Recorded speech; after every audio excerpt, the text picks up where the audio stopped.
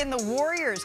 Dylan the villain and the Suns in action in this one. We're going to pick this one up, Perk, early in the third quarter. Steph Curry driving past Dylan Brooks, finding Jimmy Butler for the nice dunk. Jimmy Butler finally picked it up. He had been struggling over his last few games with a great dime, but that's the guy right there, Dylan Brooks. Putting some muscle in his hustle. He had 24 points here. Under a minute left in the fourth. Draymond to Curry. Swing. Makes the three, contested by Brooks. Bounces out, though, and then Curry's on the ground here in pain. After contesting the three, you look at Brooks. His arm hits Curry on the chest, and the refs issue a little excessive. Foul. A little excessive. Yeah, so following the two made flagrant free throws, Butler gets the ball on the perimeter and then drains it again. Again, it's over Brooks. So this is a successful 5-point swing here for the Golden State Warriors. But this is the next play coming up here. Booker gets the inbounds pass. He works his way in. Smooth like butter. Hits that jumper. He had 25 points in this game. And then the next Suns possession here with the game all tied at 98. Brooks has the ball. Top, shoots the three. Can't quite get that to go. Jordan Goodwin gets the rebound, and he's fouled on that putback attempt. So just a massive defensive mistake there for the Golden State Warriors. He knocks down the second one after missing the first. The Warriors, they have to throw it full court. They have no other choice with 0.4 seconds left on the clock here. Can't quite get the touchdown to go, so the Suns escape with a 99-98 win here. And the Golden State Warriors, they fall to 13-15 on the season here, Ramona. So could we see some changes being made? Yeah, they got to do something because the season's getting away from them. You know, they feel like they get Steph back. He's healthy. They can change the offense when Jimmy's out there running the offense. But in this game, this was just about turnovers. I mean, they had a big lead in this game and then just got real sloppy with the ball. And I think they understand. You know, you can't give up 30 points off turnovers in a game, and that is correctable. But this team is going in the wrong direction. This is a game they should have won. They were up most of the time. Devin Booker had a horrible shooting night in the first half. Kind of got it together, and I think they are getting to the point in the season where we got to look at that. There's frustration across the board with the Warriors. Joe Lacob, obviously, with the ownership, front office, coaches, players, because internally my understanding is the Warriors projected this team to win 50 or more games this season. They felt like the big three of Steph Curry, Draymond Green, Jimmy Butler was enough to propel this team. But what we've seen is underperformances across the roster, inconsistencies with roles. Steve Kerr's been very public about the fact that he's had issues with the non-Steph Curry minutes, specifically running the offense through Jimmy Butler. That's been a massive issue for the Warriors. And Jonathan Kuminga has basically been banished over the last week of this season. He's been out of the rotation, and the relationship is exactly where it was in the summer. This is a divorce waiting to happen.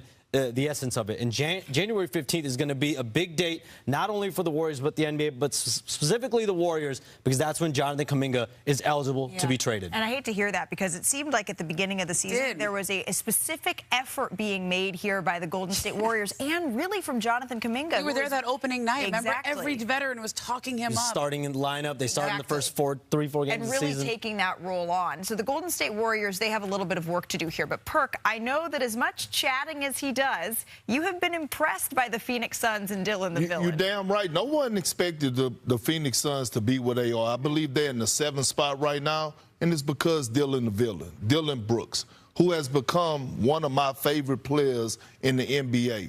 And this guy just winning follows this man. Memphis hasn't been the same since he left. We watched him last year help develop that culture with the Houston Rockets, and now he's bringing something that the Phoenix Suns hadn't had since they got rid of CP3, and that's leadership, right? He leads in his own type of way, but that tenacity, that force, people are tuning, and Devin Booker is the best player for context, because once if it get clipped off, I don't want people to get the tripping. But I'm actually looking for Phoenix Suns games when they on to watch to see who they play because of Dylan Brooks. They win so many of those games where it's like they're down and then Dylan just starts creating chaos. And he was on the show and we asked him whether or not he likes the nickname, and he said, yeah, plus it rhymes, so of course it fits. So that was one of the 12 games last night. We had the tough task of narrowing it down to just 3 top plays. Coming in at number 3, how about Norm Powell, who really has been a boost here for Miami. Did you see this? One-handed half-court shot at the buzzer. Oh, that's ridiculous. Look at that. He held the hand up, too. Well, now that these shots don't count for individual stats, players are more incentivized to take them. That's crazy. But Norm, like a teardrop from half court. Sharp shooter there. At number 2, how about Jeremy Grant? Gives Portland some love here. This was a hell of a game last night. You know what? He's still got the hops. This dunk is nasty. He's still got hops here. Oh, that poor rookie. Off the spin. That's the rookie center there. Whoa. Today. Watch You out. want to remind everybody with that one. All right, lastly, at number 1, since we're showing some authoritative dunks, you know we need this show. He is playing well, and man, he gives us some fun highlights. Even though those uniforms, we're not going to talk about those. We're going to talk about this. You know when the dunk nasty because the game stopped. Vic Craig went up and was like, oh, I don't think so. Did you realize it wasn't a foul? The game stopped at this moment. Oh, and he gave a look, too. He gives us some insane highlights, and so does this guy. Luka Doncic ready to unveil the International Hall of Fame nominees. How about we check in on the current international stars, starting with Slovenia's finest, Luka Doncic. Luka and the Lakers take it on the Jazz. First quarter here, Luka gets the steal, goes behind the back, lobs it up to Jake LaRavia. Tim Bontemps for the slam. I still can't get over Luka Doncic in a Laker jersey. Well, we're going to get old. You know what? I think that the Utah Jazz may agree with you, but look out, LeBron James still got it here, Perk. One of his signature moves on the fast break in transition. How about this? More from LeBron James. Take off then. Still making posters at the age of 40 years LeBron old get himself there. a little looser as he gets into the season. It's good to see. Let's see, Bontemps, if this couple of clips here helps you acclimate to Luka in a Los Angeles Lakers jersey here, because the amount of attention that he gets is just insane. It's remarkable. I mean, he really is a one-man offensive engine, and you're seeing it this year. He's putting up nearly a triple-double every night, and we'll see where he's at. Well, he has to be, just like every bucket mattered, because they damn sure couldn't get no stop. By the way, 45 points, 14 assists, 11 rebounds. And yes, the Lakers did have to win the hard way. Now to Canada's phenom. It was yet another day at the office for the reigning MVP, Shai Gilgeous-Alexander, and a reigning day at the office means that he only has to play in 3 quarters here, Bontemps. The Clippers gave him a hard time in the first quarter. That was about it here. SGA drives, layup, plus the foul here. Great finish by SGA. SGA is smooth as silk, and just the way he cuts through defenses like he is right here, it's never gets old to see. And this is why we call him Shea Butter. So, first quarter, check. Second quarter, check. The third quarter, you know this is the end for SGA. Steps back for this one. Hits the 3. Yeah, they're already up by 20. Yeah, Thunder cruising in this one. Will SGA play in the fourth? The answer is no. So we finished with 32 points, 7 rebounds, 6 assists. The Thunder, they win at 122-101. And I love that Nick Gallo got the chain afterwards as well. And from one MVP to another, Nikola Jokic from Serbia. He made history last night against the Magic here. Second quarter, Jokic backing down the defender. Just floats it in here, Ramona. Yeah, I mean, this year has been Jamal Murray showing up in mid-season form at the start of the year. As you said, Malika, he never looks like that at the beginning. It's why he might be an all-star for the first time. Oh, my goodness. Like 11 rebounds, passing Kareem Abdul-Jabbar. Here's his reaction to breaking the record. Horses. Please don't forget the horses. And my dad always says, don't let the truth get in the way of a good story. When you look back at your career, you can tell a couple of things to your kids. But look at this. SGA, Jokic, Luka lead ESPN's latest edition of Tim Bontemps' MVP straw poll. That's where Tim, he does the hard work here. 100 media members he polls to mimic the league's postseason award balloting. Rounding out the top 5, Cade Cunningham from the East-leading Detroit Pistons and Jalen Brunson from the New York Knicks. And by the way, this straw poll, it is wildly accurate. Tim Bontemps is at the helm and joins us here now. Tim, we're nearly 2 months into the season. SGA leads the way. That was my exact ballot that I sent you. It's almost like you know what's going on, Malika. Maybe I should translate that into a vote, but I don't just now. Does this mean, do you think, that he is going to win back-to-back MVPs? We will see. There's been 2 things that have been accurate about the straw poll, Malika. One is that the guy who's been at the lead of it at the end of the season has won 6 years in a row. The other is that the guy who's been at the lead of it at the start of the season has lost the last 6 years. Interesting. So we will see if that continues forward this year. The biggest takeaway for me is that Shai Gilgeous-Alexander leading this straw poll by a narrow margin, despite the fact that the Thunder are now 25-2, despite the fact he's putting up cartoonish numbers, I think means Nikola Jokic has a real chance to get another MVP award. And I think it might come down to whether they can get to 70 wins. If they win 67, 68 games and, in theory, drop back a bit from the pace they're on, and Nikola Jokic continues putting up absolute video game numbers and shooting 60% from the mid-range like he is, I think he could still get in there and get another MVP. But if Shai gets 70 wins, I think it's his to lose. Yeah, I think every single year it's also Jokic doing it without several key players on his team. Sometimes it's Jamal Murray who's been hurt. This year, Aaron Gordon's been hurt a lot. Christian Brown's been hurt. He's still doing it. The Nuggets are still good this year. But I had Shea #1 right now, just out of respect for their record and how good Shea has been. And this is one of those stories where it's almost like LeBron at his peak. He could win every year. So you then compare his numbers to every other year that he won. And that's Jokic. Look, this season for his MVP voting is going to be the hardest voting process that you've done in the last 10 years that I've done, right? Because you have so many guys that are deserving of this award. But if I had to give the nod to somebody, it would be SGA. One, because of the record, but two, because he's not just playing really good basketball, he's playing some great basketball. And I always look at his field goal percentages and what he's doing. 56% from the field, 44% from three. Like 91% of his jump shots are being contested. By the way, he lead the league and made two-point jump shots at 6'6" without playing in the fourth quarter. Right, like those numbers are like in three quarters. He don't play in three quarters. So again, it's gonna be between him and Jokic with a lot of other guys, the other few guys on their heels. Yeah. But again, this is going to be a hard one. And for anyone who's at home right now saying, it's only December, we don't have to decide the MVP now, you're right. This is why Tim Bontemps still has a couple of straw polls to come out. Two more coming. Incredibly accurately. But one thing we do know is that the MVP leaders hail from outside. Nothing set in stone about whether Giannis Antetokounmpo will stay in Milwaukee or whether he will be leaving. The constant question that Giannis has is, can I win a championship with this roster? 3 straight seasons here being eliminated in the first rounds. He wants to win a second championship. Antetokounmpo throws it down! The Greek Freak is a Greek NBA champion. It's a very tough decision for him. This is 12 years he spent there. 20 years, maybe might not reach up there with next career. So you staying in Milwaukee? Probably. We'll see. So Giannis Antetokounmpo, he hasn't played since December 3rd. He's been recovering from a calf strain, but on Thursday, he spoke publicly for the first time since a recent report raised questions about his future in Milwaukee. Take a listen. If my agent is talking to the Bucks about it, he's his own person. He can have any conversation he wants about it. That doesn't, at the end of the day, I don't work for my agent works for me.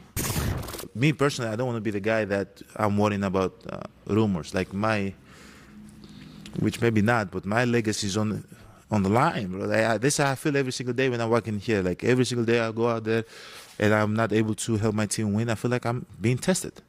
And so when I'm being tested, everybody goes back to what they know best. And what I know best is to work hard. This is the most I've been ever talked about in my career. I'm like in my house with my kids and all that, and I'm opening the TV and like, oh, Giannis is going to the Memphis Grizzlies. You know, Giannis is going to the Detroit Pistons. You know, which, hey, man, I'm not gonna lie, I'm the hottest chick in the game right now, man. Leave it to Giannis to always have a very apt metaphor here. But this is interesting because Giannis, it's not league mandated that while you're out with injury, you have to speak to reporters. So some decision was made that this was the right time. You are supposed to now. once. Yeah, you're supposed to once. Okay, so that this was the time in the wake of reporting from Shams Charania and others that the volume is being turned up in Milwaukee because the Bucks are 11-17. They're 11th in the Eastern Conference. What did you make of this here, Tim? Malika, you are a loyal listener to the Hoop Collective, right? I am. What is our show motto?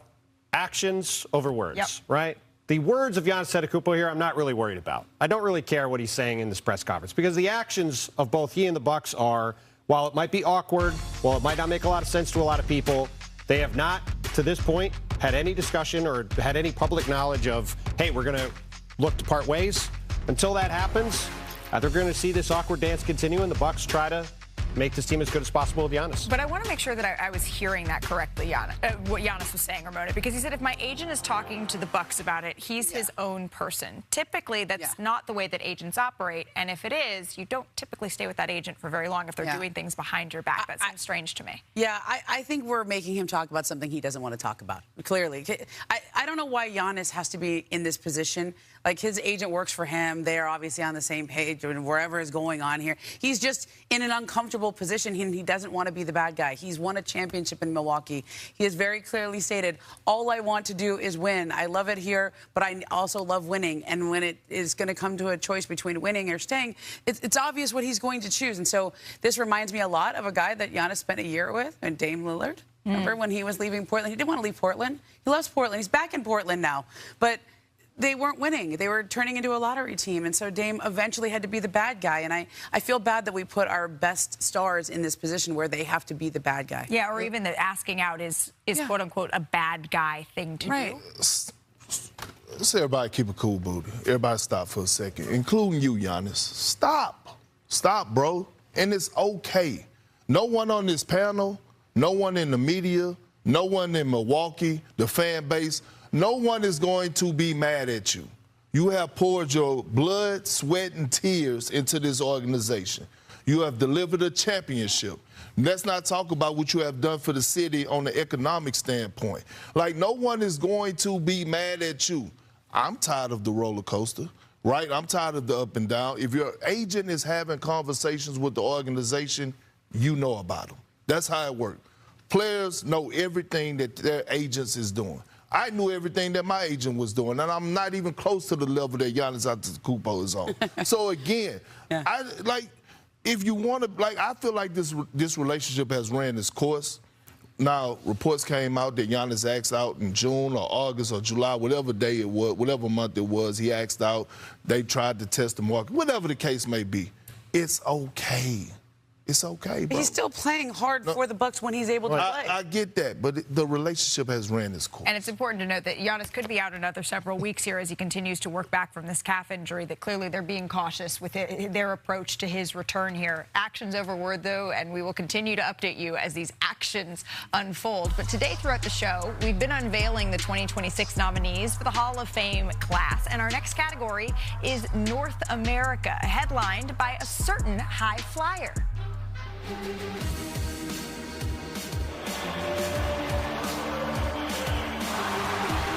When you dunk on somebody, it's a huge momentum builder. Blake Griffin explodes on Gasol. A monster jam by Blake Griffin. Oh, me, oh my, what a play. At no point in my career will I ever back down from somebody. I want to win multiple championships. I want to be a Hall of Famer. I want to have MVPs, everything.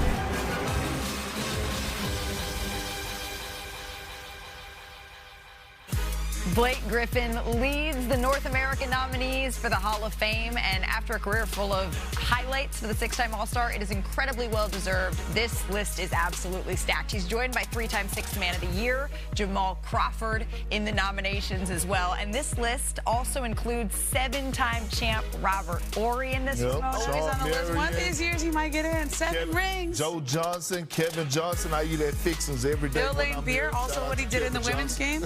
Yes. And then the North American nominees continue with Bruce Pearl, who led Auburn to the Final Four in the 2018-19 season.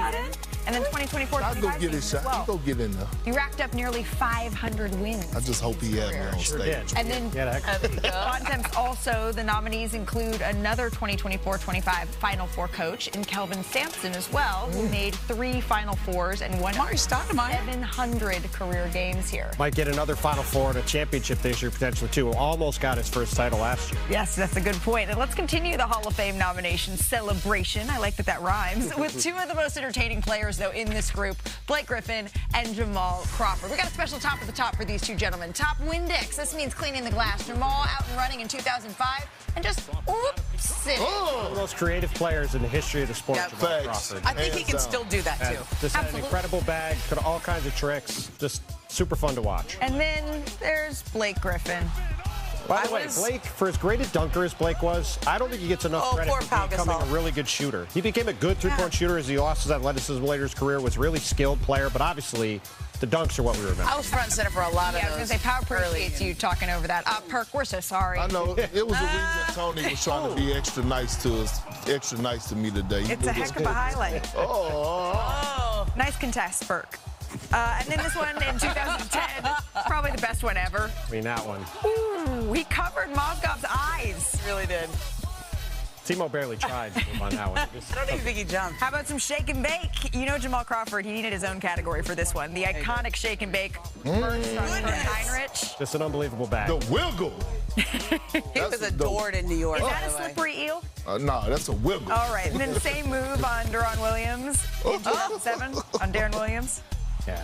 I mean, Jamal just was so much fun to watch. And was still doing this when he was almost 40, too. Yeah. And then we got to have a category for showstoppers, right? A little hezzy. Oh, come here. Oh, this is peak Lob City era. Peak Lob City. Wes Matthews ain't know what to do. Yeah. He was dizzy as hell after that. Look at him. And then Jamal and Blake out running together. Oh, here we go. And then Blake throws through the down. legs. Oh, my With gosh. the windmill. You're right. Peak Lob City here. 2013. Absolutely. That's when it was. That's right. With the Clippers. Congratulations to the nominees as we continue with our class for the Naismith Basketball Hall of Fame here. The contributor list of nominations includes longtime announcer Do the voice. Albert. You got one? You got a Marv? And offensive mastermind Mike D'Antoni is included definitely. with the nomination. As is Bill Duffy. Bill Duffy. Absolutely. Brody Bickerstaff, come on. Huge congratulations Brody? to Bill Duffy as well.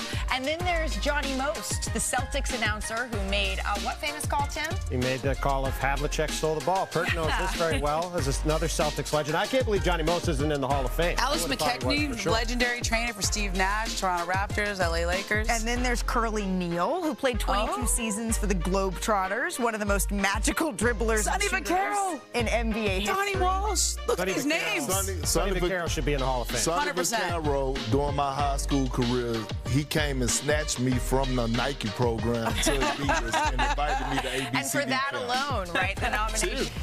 And a teenager we are going to see playing on Christmas Day, Cooper Flag. He's just a couple days away from turning 19, but he continues to stack impressive rookie performances here. 23 points, 10 rebounds, and the playmaking late, including the assist to Anthony Davis for the go-ahead alley-oop in overtime.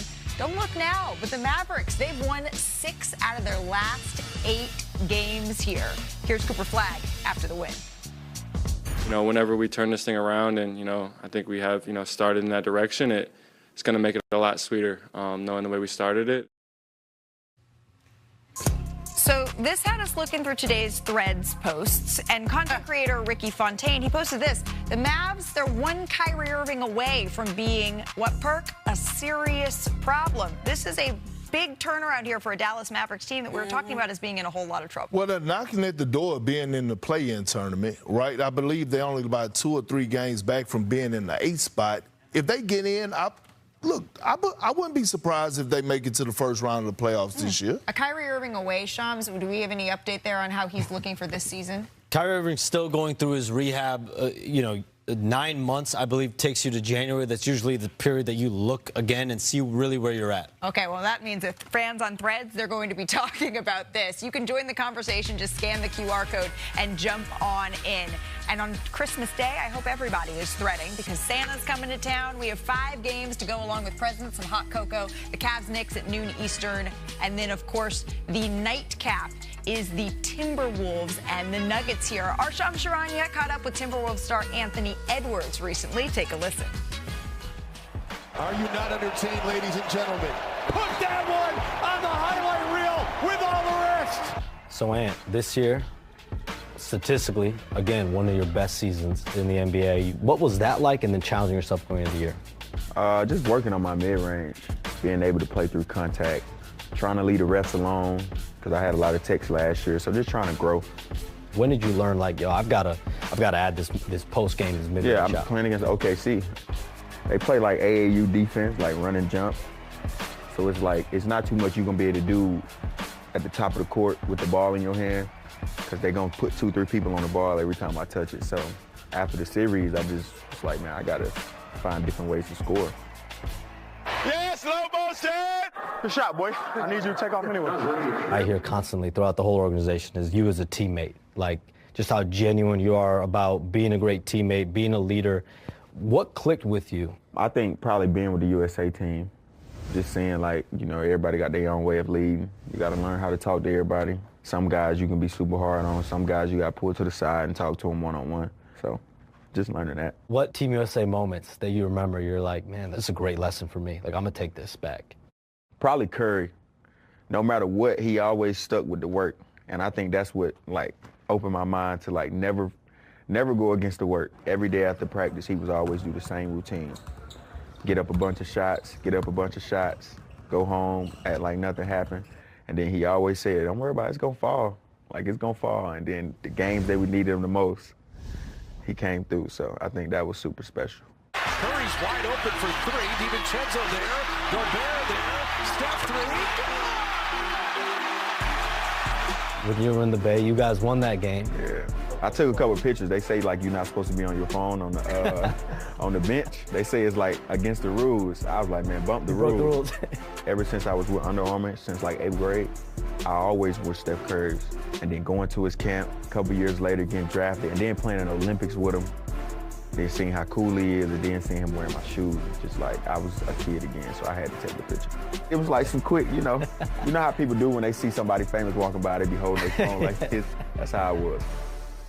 I love that. I love that Ant's just like all of us. When Steph Curry's out on the floor playing, of course you're going to sneak a little photo in there. Shams, that was an excellent conversation. And the Timberwolves, they play the Oklahoma City Thunder tonight. Anthony Edwards, what do we know about his availability here? Like sources tell me, Anthony Edwards will be returning to the lineup tonight against the Oklahoma City Thunder. It's a rivalry game here with the Thunder and the Timberwolves. They met in the conference finals last season. He's missed the last 3 games dealing with an infection in his right pinky toe, but he's back.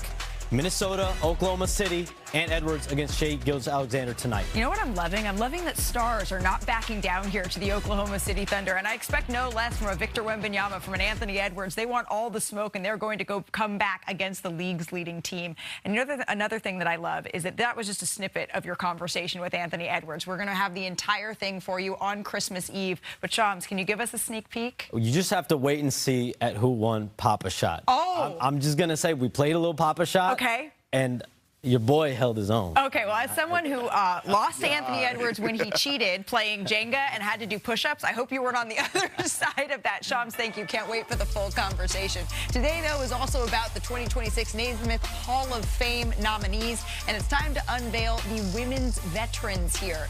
This is who is on the list, starting with the 1982 Cheney State Final Four team, led by Vivian Stringer. That was all the way back in the first women's Final Four, and to this day, Cheney is the only HBCU to reach a Division I Final Four, so that's pretty cool.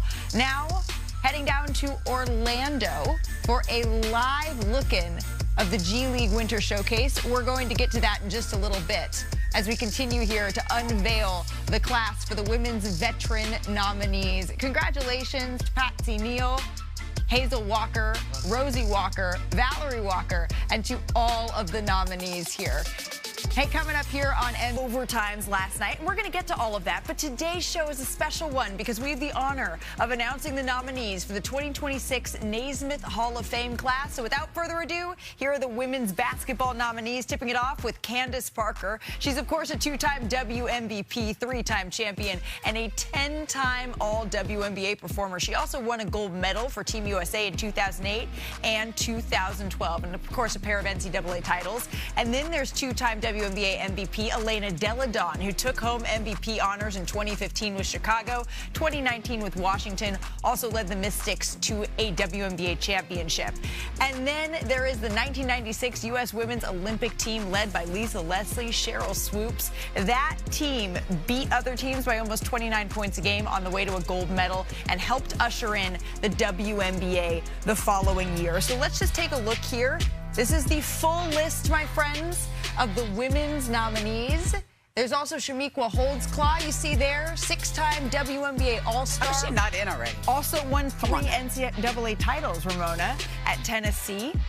And then there's Tisha Penichero, 4-time WNBA All-Star, 2005 champ, who was the assist champ. Get this, guys, 7 different times. Oh, yeah. So congratulations to all of the nominees here. Shams Charania, Kendrick Perkins, Ramona Shelburne. Ramona, you covered Candace closely here. This is a well-deserved first-time nominee. Yeah, I remember when she came to Los Angeles, right out of Tennessee, right? And she was #1 pick by the Sparks, Rookie of the Year, freshman year, her rookie year. And then MVP, her first year in the league. Which is then at age 22, she gets pregnant. And I remember talking about her at the time, and then afterwards she goes, I knew people were like, wow, your career's going to be in jeopardy now because you got pregnant right after you've been the face of the league. You're there. And she said, you know what? The people that really know me, they know my career is not in jeopardy at all. But that was That was very interesting watching her go through that and then getting to know her as a woman, because her career was definitely not over Malika. She won 2 titles after that, Olympic gold medals after that. She's killing it on the broadcast space. And so I think Candace Parker is an icon in women's basketball, but just in women's sport and all of sports. A legend. And I just remember tuning in to women's college basketball just to watch Candace Parker and make sure that you was gonna catch her dunking. I think when you think of women dunking, you think of Candace Parker. Like, she brought that to life. And shout out, she's a Chicago girl. There you are, there, Chicago, she's so big time. Her brother Anthony Parker, who was a longtime NBA player, now he's general manager of the Orlando Magic. He loves how he's just looked at like he's an afterthought because of how big time Candace Parker is. I know he's watching right now. He's excited. He won't mind you saying that either. He won't mind it. He loves it. He has so much love for his sister. Yeah, it's a high compliment. And Candace, my friend, congratulations. And we will continue to unveil the 2026 Hall of Fame nominations throughout the course of the show. But we have some news out of the W to get to, because the Houston Rockets ownership brass, they are in substantive talks here with the Connecticut Sun over the potential purchase and relocation of the W franchise. Now, remember, the Sun, they've played in Connecticut since 2003, while Houston, of course, one of the 8 original WNBA franchises, and they've been without a team since 2009. So this story has Kendrick Perkins' attention, Alexa Philippou. Where does this offer stand here? Yeah, Malika, well, I will say it does seem like there's a lot of momentum in this direction that we could potentially, barring some unforeseen changes, see a deal done within the next few weeks. I would say maybe at the beginning of the new year. And it seems like the WNBA, the league, this is actually not something they would just not only be supportive of, but this might have actually been their preference all along for the Sun to end up back in Houston. If you remember, Kathy Engelbert, the WNBA commissioner, actually said at the press conference announcing the 3 new expansion teams in June that Houston was, quote, the one we have our eyes on, the one that's up next. She specifically called out the Rockets owner, Tillman Fertitta. So even though that this is still kind of in the works and there's not necessarily a deal signed right now, it is important to know that the Sun have already committed to having their 2026 season held here at Mohegan Sun in Connecticut, right, an hour away from me, right here in the basketball capital of the world, as they say. But it might not be much longer as we see the Sun potentially on the move. I feel like we need to bring in Director Matt. Can you just please show Kendrick Perkins' face here real quick? I think Kendrick Perkins speaks for all of Houston now. Don't threaten us with a good time. You don't understand what the Houston Comets meant to the city. Cynthia Cooper, Cheryl Swoops, Tina Thompson, what they was doing, they had the place on fire. You mean it's... You mean to tell you as soon as 2027, this could be happening, Perk. Another story, though, that we're tracking out of the W that I want to make sure that we get to happened yesterday, right? The WNBPA Executive Committee, they authorized a, quote, strike when necessary here. So what that means, the union, 98% of the players voted, they said, and voted yes, rather, and 93% of players total participated in the vote. Again, this is according to the union. And Alexa, you just got off the phone with the president of the WNBPA. What exactly was said in this conversation? Yeah, this was the first time I've seen at least Nneka Ogwumike speak on the record since that historic vote yesterday. She said that while this was a authorization to have a, potentially consider a strike, that does not necessarily mean that they want to strike, that they are going to strike right now. They do still want to play the 2026 WNBA season, Nneka told me. But she said that this is something in their arsenal that if they don't feel like conversations have progressed, particularly heading into that January 9th deadline, that this is something that they could pursue if they see fit. They right now still do not feel like the league's revenue share model is adequate to what they're looking for. They feel like there has not been enough collaboration and cohesion across the table. That's what Nneka Ogwumike told me. And so they're hoping that things progress. But again, that does not mean that anything necessarily will happen in terms of a work stoppage, but they also have been preparing for that possibility. And so if that's what they seem fit, they say be prepared. But very important to note here that what Nneka is saying that the players want is to play in this upcoming 2026 season. They just would like to close the gap. Alexa, thank you very much for your insight and for your excellent, excellent sweater choice today. On Fridays, we wear pink. Hey,